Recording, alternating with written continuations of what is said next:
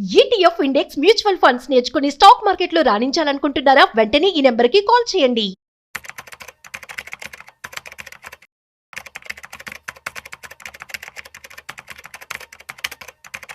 Hi viewers, India's largest digital media network Suman టీవీకి స్వాగతం. ప్రస్తుతం మనతో ఉన్నారు స్టాక్ మార్కెట్ అనలిస్ట్ సుందరరామరెడ్డి గారు. నమస్తే అండి. మనం గత వారం నుంచి చూస్తే రైల్వే స్టాక్స్ బాగా పెరుగుతూ ఉన్నాయి. సో ఈ ట్రెండ్ అనేది ఇలాగే కంటిన్యూ అయ్యే ఛాన్స్ ఉందా? లాస్ట్ 4 డేస్ నుంచి and almost all railway stocks అన్ని కూడా హ్యూజ్ వాల్యూమ్స్తో పెరుగుతున్నాయండి. అండ్ చాలా మంది ఇన్వెస్టర్ అటెన్షన్ గెయిన్ చేస్తున్నాయి అనమాట. అండ్ ఏదైనా న్యూస్ ఉందంటే న్యూస్ అని కాదు, బడ్జెట్ దగ్గరికి వస్తుంది కదా, రైల్వే బడ్జెట్ దగ్గరికి వస్తే అసలు రైల్వేలో మూవ్ అయ్యే ఛాన్స్ ఎక్కువ ఉంటాయి. అందుకని మనం సీజనల్గా చూసుకుంటే పర్ఫెక్ట్ అనమాట ఇవి. అందుకని ఎవ్రీ ఇయర్ కూడా బై డిఫాల్ట్ జనవరిలో బాగా మూవ్ అవుతాయి. డిసెంబర్ ఏమో కానీ జనవరిలో అయితే బాగా మూవ్ అవుతాయి.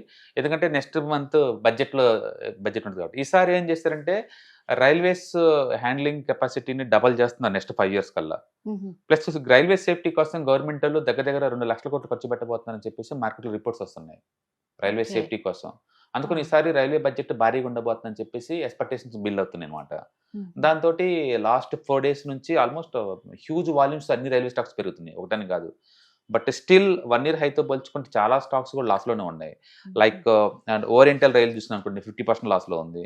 అండ్ జేడబ్ల్యూఎల్ చూసాం అనుకోండి 33%, టెక్స్ రైల్ చూసారనుకోండి 31%, అండ్ ఆర్వీఎన్ఎల్ 20% లాస్లో ఉంది, టైటగర్ 22% లాస్లో ఉంది, ఇక్రాన్ 20% లాస్లో ఉంది, రైల్టెల్ 21% లాస్లో ఉంది, అండ్ రైట్స్ 20% లాస్లో ఉంది, ఐఆర్ఎఫ్సి 15%, ఐఆర్సిటీసీ 15%. ఇట్లా ఈ మొత్తం కూడా 1 year హైతో పోల్చుకుంటే స్టిల్ లాస్లో ఉన్నాయి ఇవన్నీ కూడా. లాస్ట్ 4 days తో పెరిగినంత మాత్రం రికవర్ అయ్యేలాగా లేదు. బట్ ట్రెడిషనల్ గా చూసుకుంటే కనుక every year January by default seasonal railway stocks కి, అందుకని ట్రెండ్ కంటిన్యూ అయ్యే ఛాన్స్ ఎక్కువ ఉంది. బై డిఫాల్ట్ జనవరిలో ఏమవుతుందంటే రైల్వే స్టాక్స్ అన్ని అటెన్షన్ బాగా గెయిన్ అవుతాయి అనమాట. ఎనీవేర్ బిట్వీన్ ఒక 8 to 20% వచ్చే ఛాన్స్ ఉంది రైల్వే స్టాక్స్ లో. అందుకని సీజనల్ గా ఇది మంచి టైం జనవరిలో, కాబట్టి జనవరి మంత్ ఉంచుకుంటేనే బెటర్ మనకి రైల్వే స్టాక్స్ ఉన్న వాళ్ళు. కానీ ఎవరికైనా మనీ వచ్చిందంటే ఏం లేదండి, లాస్ట్ 1 year ఉంచుకున్న వాళ్ళు ఇంకా లోజర్ సైడే ఉన్నారు, బాగా డ్రాప్ అయి ఉంది. ఇదొకటి, ట్రాన్స్ఫార్మ్స్ ఒకటి, అండ్ ఐటీ స్మాల్ క్యాప్ ఒకటి బాగా డ్రాప్ అయి ఉన్నాయి అనమాట. ఇవన్నీ కూడా ఇప్పుడిప్పుడే రికవరీ మోడ్ లో ఉన్నాయి. జనవరి అంటే ఒక సీజనల్ అనుకోవాలి, ఒక సీజనల్. మనకి సర్ప్రైజ్ అనిపించినా సరే ఏ మంత్ లో ఎంతెంత పర్ఫార్మెన్స్ ఉంటుందో మనకి హిస్టారికల్ డేటా దొరికింది. దాన్ని సీజనల్ ఫ్యాక్టర్స్ అంటారు. సింపుల్ ఎగ్జాంపుల్, స్వెటర్స్ కొనాలి అనుకున్నాం అనుకోండి, సమ్మర్ లో డిస్కౌంట్ ఇచ్చిన కొనరు కదా, సమ్మర్ లో డిస్కౌంట్ ఇచ్చిన కొనరు, వింటర్ వస్తే తీసుకుంటారు కదా అందరూ, రేట్ ఎక్కువ. Seasonal, that is called seasonal effect అనమాట. అలాగే స్టాక్ మార్కెట్ లో కూడా సెక్టార్స్ కి లేదా స్టాక్స్ కి సీజనల్ ఎఫెక్ట్ ఉంటుంది, ఆ సీజన్ లోనే పెరుగుతాయి. ఎగ్జాంపుల్, మనకి దసరా దివాళీ టైంలో వెహికల్ సేల్స్ బాగుంటాయి, స్టాక్స్ కూడా మూవ్ అవుతాయి, బాగా మూవ్ అవుతాయి, స్టాక్స్ కూడా మూవ్ అవుతాయి. ఈ సంవత్సరం సెప్టెంబర్ అక్టోబర్లో 15% పెరిగినాయి ఆటోమొబైల్ సెక్టర్ మొత్తం, 15% పెరిగినాయి. ఎందుకంటే ఆ సీజన్ కి రెడీ అవుతారు. రైల్వే స్టాక్స్ బడ్జెట్ కి 1 month ముందు, అండ్ అగ్రికల్చర్ స్టాక్స్ వర్షాకాలానికి 1 month ముందు, ఇలా పర్టికులర్ గా ఉంటుంది. మీరు కావాలంటే చెక్ చేసుకోవచ్చు దాంట్లో. ఇప్పుడు అదే నిఫ్టీ అనుకోండి, ఎవ్రీ ఇయర్ మార్చి మంత్ సెకండ్ హాఫ్ నుంచి బాగా పెరిగింది. జనవరి ఫిబ్రవరి అంత మంచి మంత్ కాదు నిఫ్టీకి. జనవరి అవుట్ ఆఫ్ లాస్ట్ 7 years లో ఎప్పుడు లాస్లే, 1% లాస్ జనవరి మంత్ మొత్తం. అంటే ఫిబ్రవరి మంత్ కూడా లాస్లే నిఫ్టీకి. అంటే జనవరి మంత్ ఫిబ్రవరి మంత్ నిఫ్టీకి కలిసి రాలేదు. మార్చి మంత్ మిడిల్ నుంచి మాత్రం ఎప్పుడూ రికవర్ అవుతుంది బై డిఫాల్ట్. ఏప్రిల్లో బాగా పెరుగుతుంది. అట్లా మనకి హిస్టారికల్ చూసుకుంటే కనుక ఏ మంత్ ఎలా పర్ఫార్మెన్స్ ఉందో మనకి ఐడియా జనరేట్ అవుతుంది బై డిఫాల్ట్. అట్లా సీజనల్ ఎఫెక్ట్ ఉంటుంది ఖచ్చితంగా, ఇన్వెస్టర్ బిహేవియర్ అక్కడ రిఫ్లెక్ట్ అవుతూ ఉంటుంది అనమాట. అలాగే రైల్వే స్టాక్స్ మొత్తం బై డిఫాల్ట్ జనవరి మంచి సీజన్, అందుకని జనవరి కంటిన్యూ అయ్యే ఛాన్స్ ఎక్కువ ఉంది. కాబట్టి ఈ ట్రెండ్ కంటిన్యూ అవుద్దా అంటే అవును, నెక్స్ట్ 1 month కంటిన్యూ అయ్యే ఛాన్స్ ఎక్కువ ఉంది. బట్ స్టిల్ ఎక్కువ మంది బెనిఫిట్ ఏం లేదు, లాస్ రికవర్ అవుతుంది అంతే. అదే లాస్ రికవర్ అవుతున్నారు, ఎందుకంటే 1 year బాగా లాస్ లో ఉండింది కాబట్టి ఇప్పుడు రికవరీనే అని చెప్పుకోవాలి. ఉంది కాబట్టి జనవరి మంత్ అంతా ఉంచుకొని ఫిబ్రవరిలో డిస్పోజ్ చేయొచ్చు. సో ఈసారి బడ్జెట్ లో ఏ సెక్టార్ కి ఎక్కువగా కేటాయించబోతుందండి? ఇప్పటి వరకు అయితే మార్కెట్లో ఉన్న రిపోర్ట్స్ ప్రకారం అయితే రైల్వే సేఫ్టీ కోసం ఆల్మోస్ట్ 2 లక్షల కోట్లు కేటాయించబోతున్నట్టు, అండ్ రైల్వే హ్యాండ్లింగ్ కెపాసిటీని నెక్స్ట్ 5 years కల్లా డబల్ చేయబోతున్నట్టు న్యూస్ వస్తున్నాయి. కాబట్టి రైల్వేస్ కి ప్రయారిటీ దొరికే ఛాన్స్ ఉంది.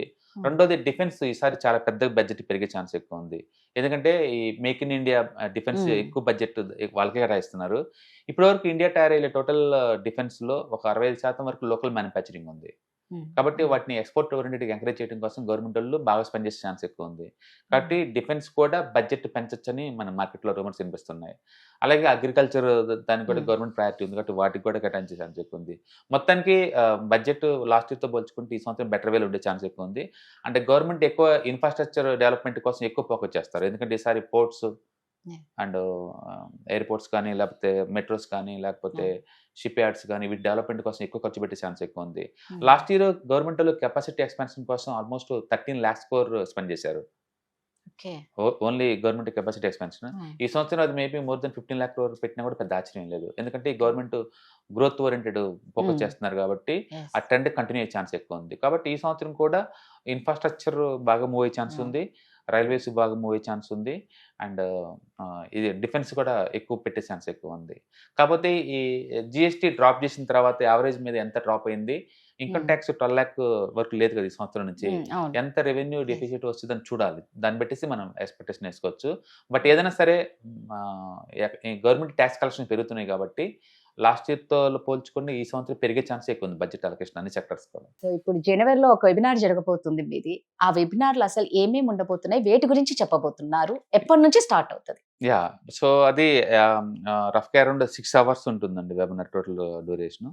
అండ్ అందులో ETFs, index funds and mutual funds గురించి తెలుసుకుంటాం. మీరు ఎవరైనా బిగినర్ కనుక అయితే అండ్ మార్కెట్లో రావాలంటే మీకు కన్ఫ్యూజన్గా ఉంది అనుకుంటే అసలు అవి ఏంటి, మార్కెట్లో ఏమేమి జరుగుతున్నాయి, ఏమేమి ప్రొడక్ట్స్ ఉంటాయి, ఎలాంటి ట్రేడింగ్ స్టైల్స్ ఉంటాయి, అంటే ఎట్లా మనం ఈజీ రూట్లో అంటే రిస్క్ తగ్గించుకొని మనం సంపాదించుకోవచ్చు, ఇలాంటివి డిస్కస్ చేస్తారనమాట. ఇందులో బేసికల్గా ఏంటంటే ETFs, index funds, mutual funds ద్వారా మనీ ఎలా మేక్ చేయొచ్చు, మనీ ఎలా ప్రొడక్ట్ చేసుకోవచ్చు, మనీ ఎలా క్రియేట్ చేసుకోవచ్చు మీకు ఫౌండేషన్ పడుతుంది అనమాట.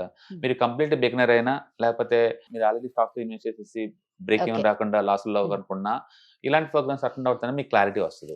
ఏదైనా సరే మనం ఓపెన్ మైండ్ సెట్ లో ఉండి మనం రెగ్యులర్ గా నేర్చుకోవటం ద్వారా ఏంటంటే కొత్త కొత్త నాలెడ్జ్ వస్తూ ఉంటుంది, కొత్త కొత్త ఇన్కమ్ సోర్స్ ఓపెన్ అవుతూ ఉంటాయి అనమాట.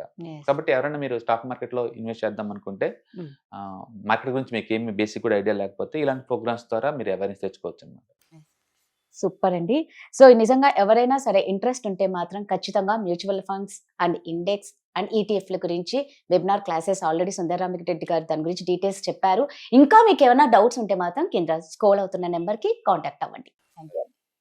ETFs, index funds and mutual funds మీరు కనుక స్టాక్ మార్కెట్లో ఎంటర్ అవ్వాలనుకుంటే మార్కెట్లో స్టాక్స్ డైరెక్ట్ గా ఇన్వెస్ట్ చేసే బదులు కపుల్ ఆఫ్ స్టాక్స్ లో ఇన్వెస్ట్ చేయడం ద్వారా ఏంటంటే ఆటోమేటిక్ రిస్క్ తగ్గించుకోవచ్చు. కాబట్టి మీరు బిగినర్ అయినా లేదా ఎక్స్పీరియన్స్ పర్సన్ అయినా సరే మార్కెట్ లో సేఫ్ సెక్యూర్ వేలో లాంగ్ టర్మ్ లో సస్టైనబిలిటీ కావాలంటే ఈ ప్రొడక్ట్స్ లో ఇన్వెస్ట్ చేయడం ద్వారా దాన్ని సాధ్యం చేసుకోవచ్చు అనమాట.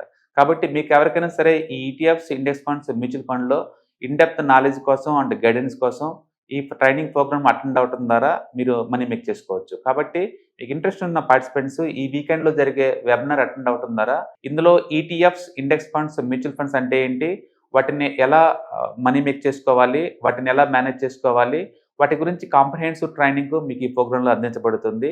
ఈ వీకెండ్ లో జరిగే ఈ ప్రోగ్రామ్ కి ఎన్రోల్ చేసుకోండి. Thank you.